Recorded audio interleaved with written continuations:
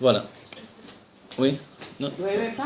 À Orchaya, la directrice, elle me disait toujours, doucement, tu répètes 2 fois les choses, 2 ou 3 fois, parce que ça va trop vite. Ouais. En hébreu, j'enseignais là-bas, mais à Orchaya, à Jérusalem. Elle me disait, la directrice, doucement, c'est trop de chidushim, les gens ne sont pas habitués, doucement. Il faut répéter au moins 3 fois. C'est en hébreu. En hébreu, ouais. Alors, mais c'est la chassidoute au niveau des mamarim, c'est ça, qui plus c'est le tafresh ben, vous voyez. Ah, ça enregistre alors, voilà, excusez-moi. Voilà, regardez, dans le texte, c'est magnifique maintenant, avec toute cette présentation. Ve'al bet madrigot anal, ne'emar, ameler amromam levado me'as. Voilà. C'est exactement ce que l'on dit par rapport au shirachirim, etc.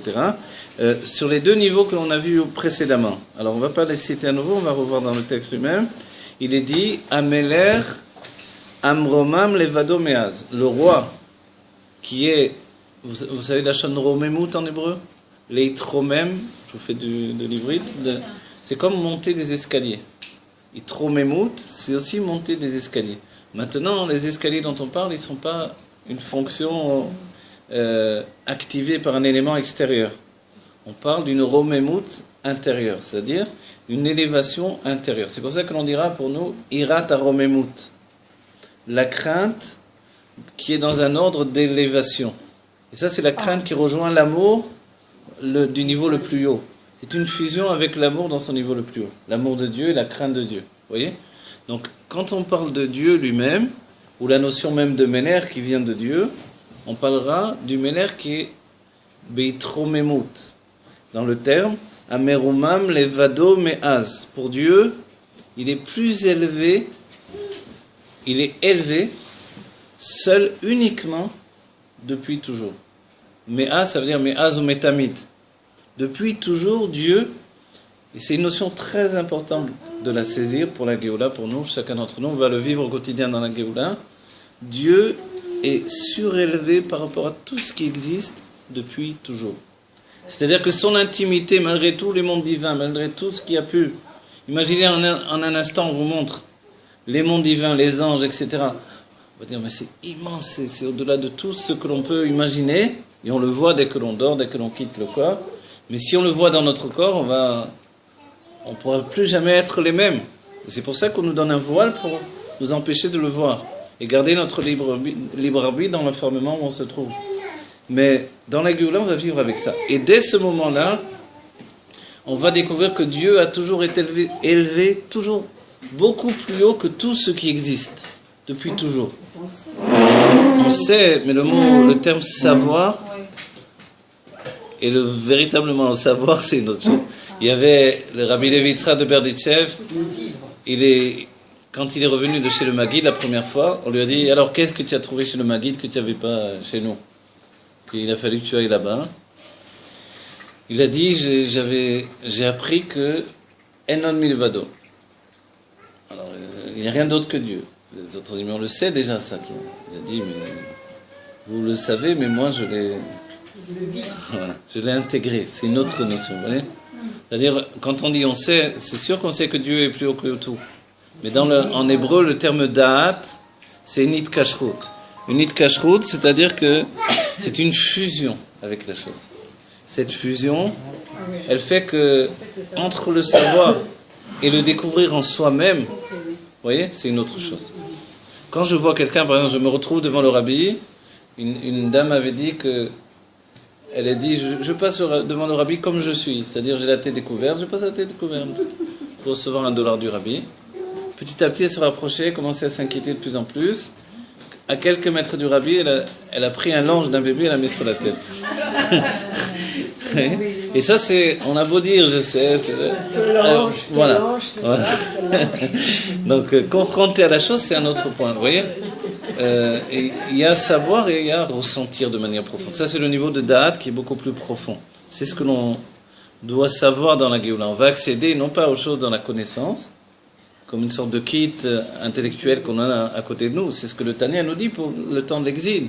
Mais c'est juste une préparation à la véritable chose. La véritable chose, c'est la fusion avec Dieu, avec celui que je suis, réellement moi également. Voilà. Donc si Dieu est Meromam Levado Me'as, réfléchissons un petit peu sur ça, c'est inimaginable. C'est-à-dire que quand on dit que Dieu est En-Sof, il y a un niveau plus élevé, c'est que Elo Atrana. Il n'a pas de commencement. Et c'est pour ça qu'on dit uniquement En-Sof, parce qu'on est incapable de savoir ce que ça veut dire de ne pas avoir de commencement. Oui. C'est une chose que, malgré tout, personne n'est capable de l'exprimer, de l'expliquer. Il n'a pas de commencement, alors les enfants déjà des fois demandent. Et Dieu, alors qui c'était qui a créé Dieu? Et qu'est-ce qu'il y avait avant Dieu? Il n'y a pas d'avant. Oui. Il a toujours été, il sera toujours. Et c'est ça. Et c'est parce qu'il est surélevé par rapport à tout ce qui est en fait émané, créé, etc. Et ça, il faut naître en nous un niveau d'émerveillement par rapport à ça. Et ça nous élève à une sensation particulière. Ve'amitnase mimot olam. Et il est mitnase, là aussi la chose nessiatroche, il est totalement surélevé par rapport au jour de la vie. Imot olam, c'est également les sentiments du monde de Hatzilut, lesquels vont être la base de tous les jours de la création, Yom Rishon, Sheni, etc., jusqu'à Yom Shabbat. Et des pirouches, alors le Rabbi Rachab l'explique, et l'explication, Ameler Amemromam, le roi qui est Meromam, qui est totalement Beromemut, totalement surélevé par rapport à tout ça. Vous comprenez l'image du roi, pourquoi elle est importante pour nous?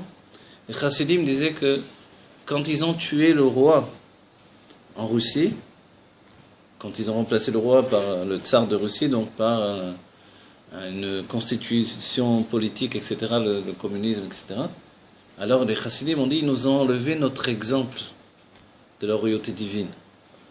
Dès ce moment-là, on va avoir du mal maintenant à comprendre exactement qu'est-ce que la royauté de Dieu. Vous voyez?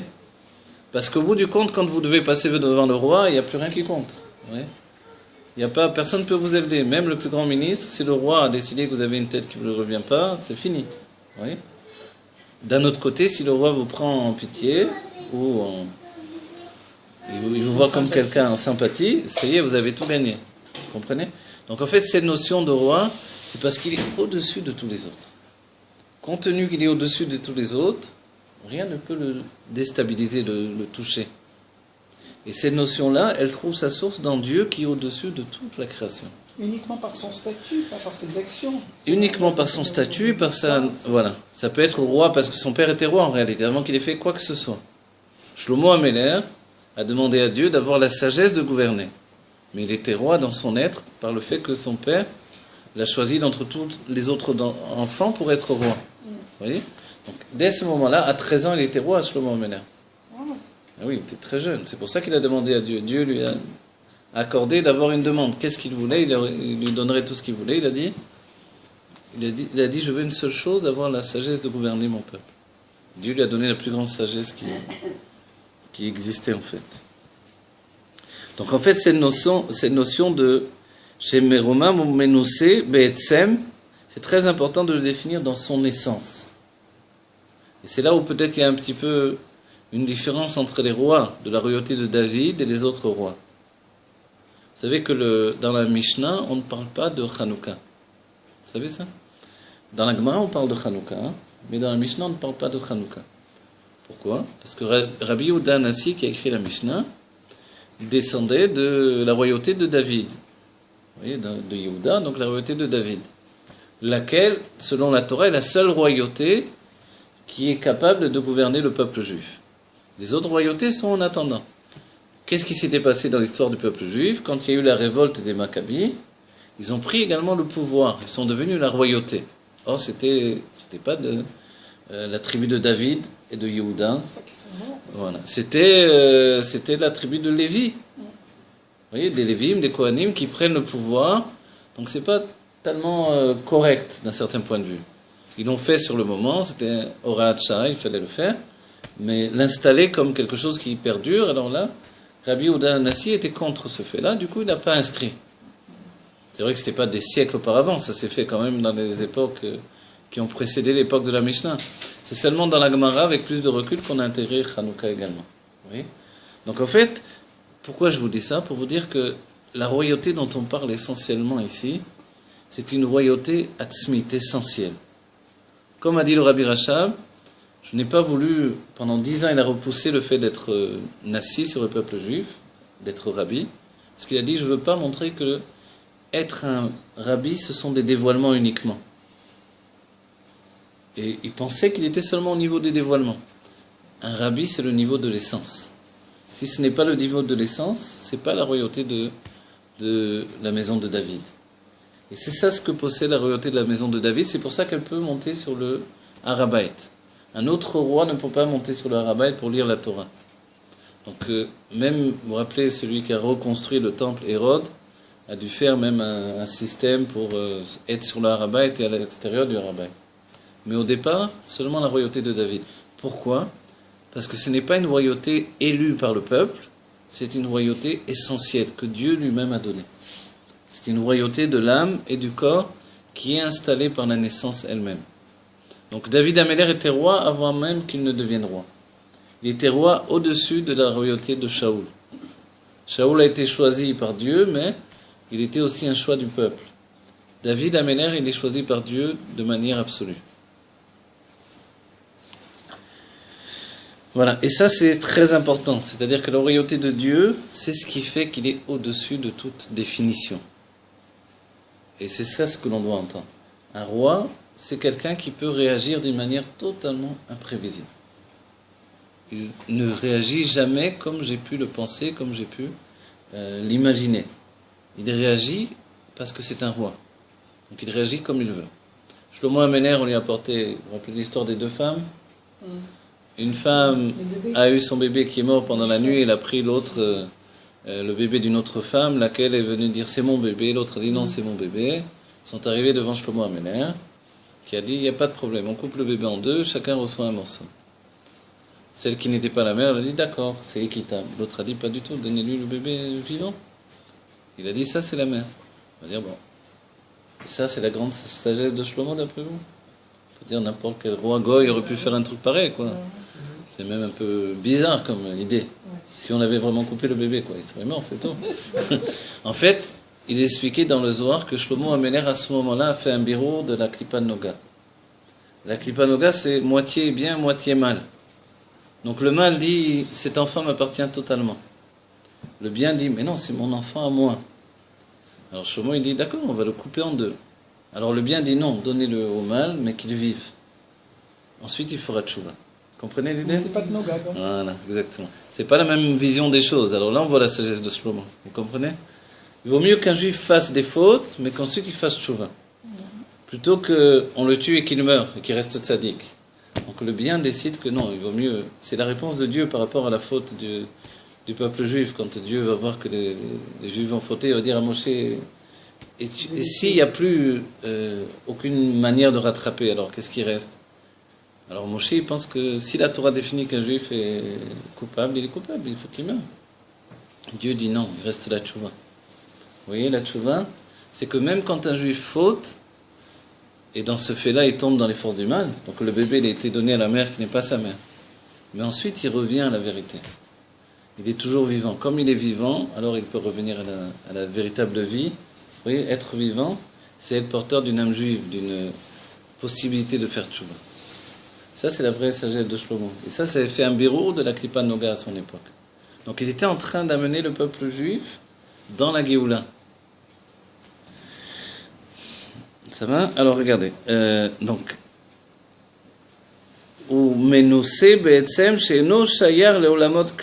Dieu, en réalité, il est totalement au-dessus de tous les mondes.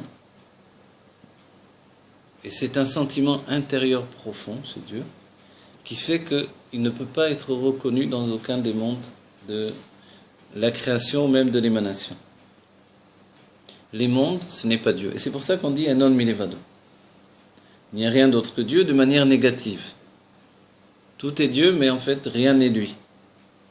Parce qu'il est au-dessus de tout. Parce qu'il est en réalité au-dessus de toute définition. Et tout ce qui vient le dévoiler vient le définir sous un aspect ou sous un autre aspect. C'est comme ça que l'on avance dans la connaissance de Dieu. Mais au bout du compte, il est au-dessus de toute définition. C'est pour ça que vous verrez dans les Rebbeim, dans les textes des Rebbeim, ils utilisent le terme prinat. Prinat Chochma, Prinat Bina, Prinat... Le Rabbi le souligne et dit pourquoi les Rebbeim ne disent pas Chochma, Bina. Ils disent Prinat Chochma, Prinat Bina. Ça veut dire la catégorie de la Chochma, la catégorie de la Bina. Parce qu'en réalité, tout ce que l'on dira ne sera pas la chose elle-même. Vous voyez, l'Admour HaZaken ne pouvait pas dire le mot Atzilut. Il disait Atzi, il n'arrivait pas à continuer. Parce qu'immédiatement, il était pris par le dévoilement de Atzilut. Même quand il écrivait Atzi avec un point. C'est pour ça que les Rébim utilisent des rachetevot tout le temps, des initiales. Parce que dès qu'ils disent un mot, ils ont le dévoilement de ce mot. Vous comprenez? C'est ça la clé du langage qui nous porte vers les choses. Les soucis dont on a parlé. Nous, les soucis, c'est des soucis au pluriel. Les soucis. Alors,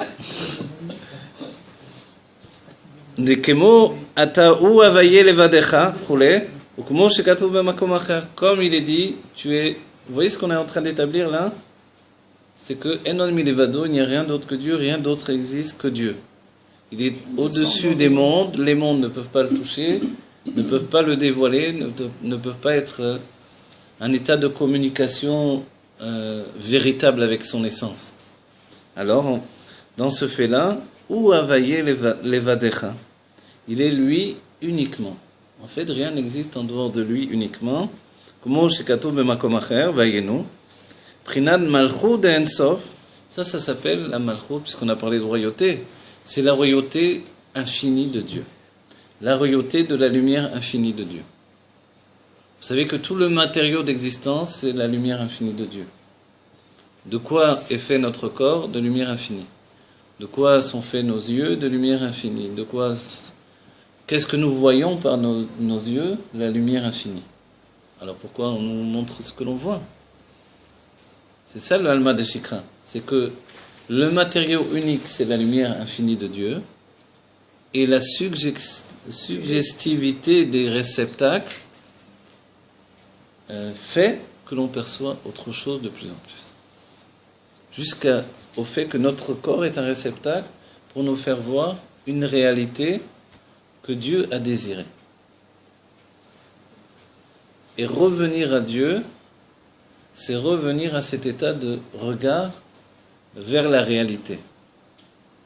Qu'est-ce que la réalité? Le fait que la lumière infinie de Dieu est toute la matière existante. Le fait que la lumière infinie de Dieu est toute la matière existante, et non milevado. Comprenez? C'est ça qui est extraordinaire. C'est pour ça qu'on dit que la Terre a 14 milliards d'années. Parce que la matière, elle a peut-être 30 milliards d'années. Mais non, elle est infinie. Mais n'oubliez pas, vous savez, les Grecs pensaient que le temps était éternel. La Torah dit que le temps est une création. La différence, il y a un point de ralliement, c'est que la source du temps est éternelle.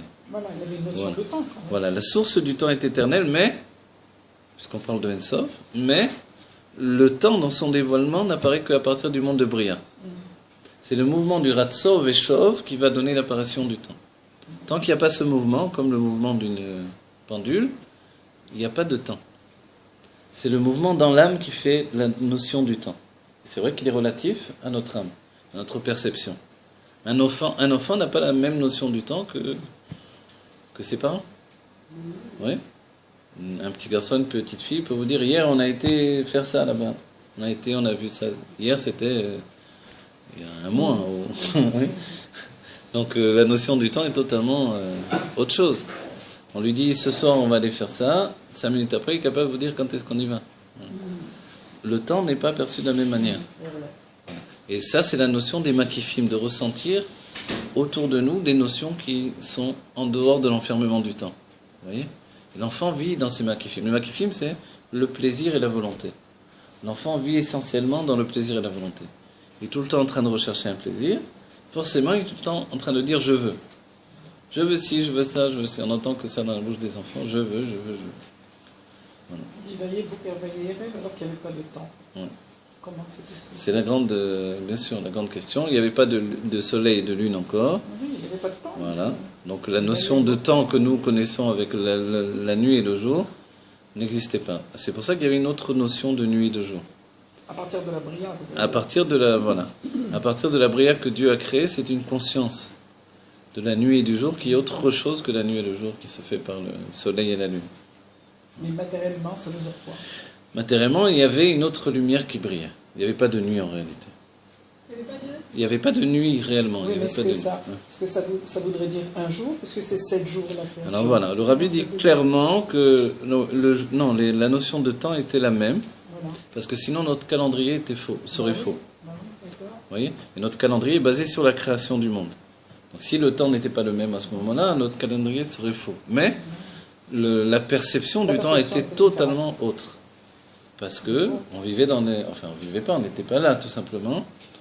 On était là au niveau des âmes, en projection vers ce qu'allait devenir le monde dans notre perception. Mais nous étions encore dans le monde de Hatzilut à ce moment-là. Ça va vite. Plus vite. Donc le temps, effectivement, le temps était là, mais qu'est-ce qui a brillé pendant tout? C'est la question des sages. Qu'est-ce qui a brillé pendant tout le temps de la création des jours? C'était la lumière des Sheshet Yemei Bereshit, laquelle est la lumière du Ein Sof. C'est-à-dire que la lumière du Ein Sof n'était pas encore cachée. Cette lumière dont on parle, elle n'était pas cachée, donc elle s'est voilée à partir de la faute d'Adam Rishon. Dès le moment où il sort du monde de Bria, il perçoit une lumière par le biais d'un vêtement ou d'un réceptacle. Vous comprenez? C'est quoi ce vêtement ou ce réceptacle? C'est sa conscience d'exister. Ça voudrait dire que le 7e jour n'a pas de création. Le 7e jour, le moment où Dieu se repose, c'est une fusion avec le premier jour également. Il va enfanter le premier jour. Voilà. Il est capable de revenir à la source et d'enfanter de nouveau le recommencement. Parce qu'on dit Shisha,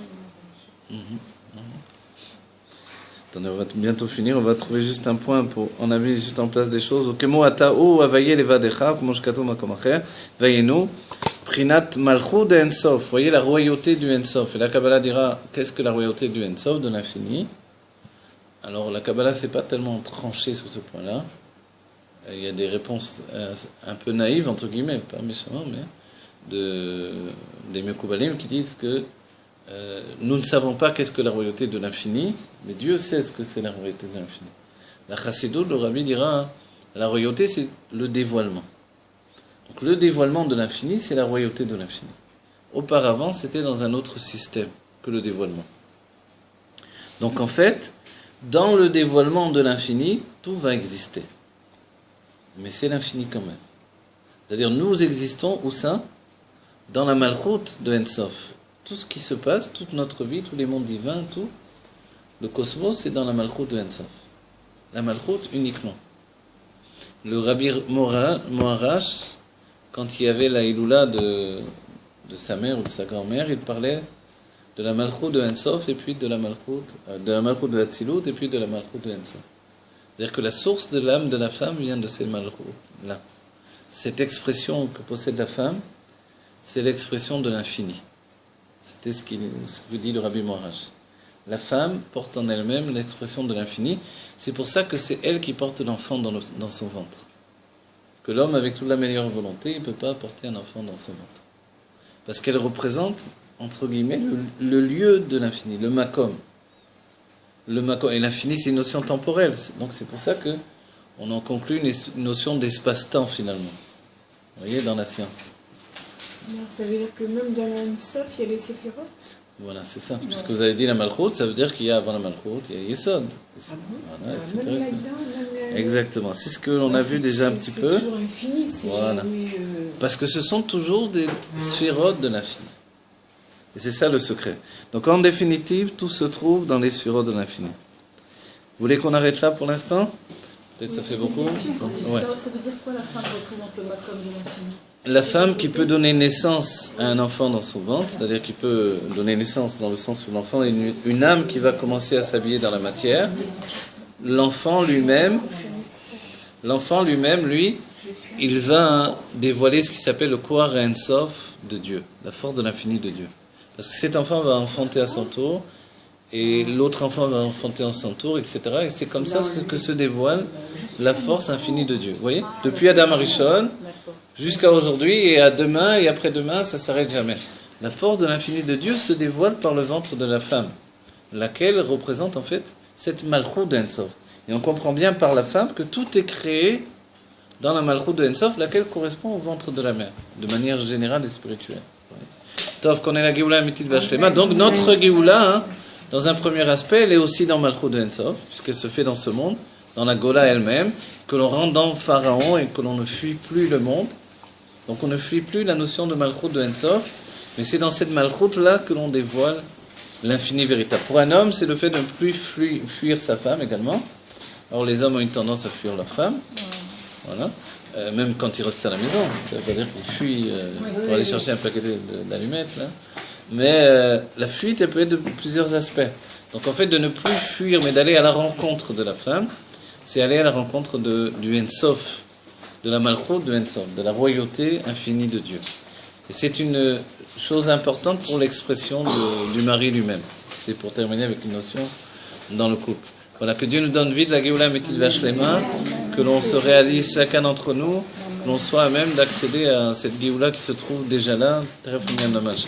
Qu'il y ait un bien tangible et véritable et que, voilà, que tous ceux pour qui on doit prier et dédier ces cours se fassent maintenant, non? Que ce cours soit dédié à tous ceux qui en ont besoin et qu'il n'y ait vraiment que des brachot et que, voilà, ce soit la suite de ce cours dans la Géoula Métit Vachlema, si Dieu veut.